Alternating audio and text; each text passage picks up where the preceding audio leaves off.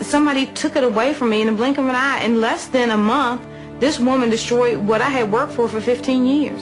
I mean, your credit score is basically all you have. I was mugged, they got my information. It can really negatively affect your life. Then they went off with the information and basically became me. I feel it's a loss of control that someone's out there pretending to be you and doing things in your name that can come back to haunt you. Somebody was using my name and all my personal data. I just didn't even know where to start. They had a long record. It's a terrible feeling.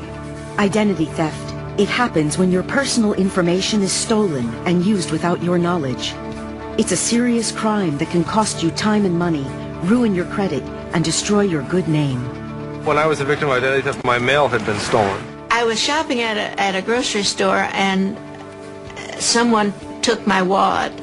I think I made a purchase and they stole all my debit card information. My briefcase had been tampered with, and when I looked in it, I saw that my passport and my driver's license, which I had in there, had been taken. Identity theft happens when someone takes information about you and then uses it to commit fraud. Identity theft is very serious. We know that identity fraud in its various forms has affected 10 million people in any given year. And what that means in dollars is that it's a loss to businesses of about $50 billion. On top of that, victims of identity theft have spent $5 billion trying to undo this harm. Everyone needs to be conscious that identity theft is real.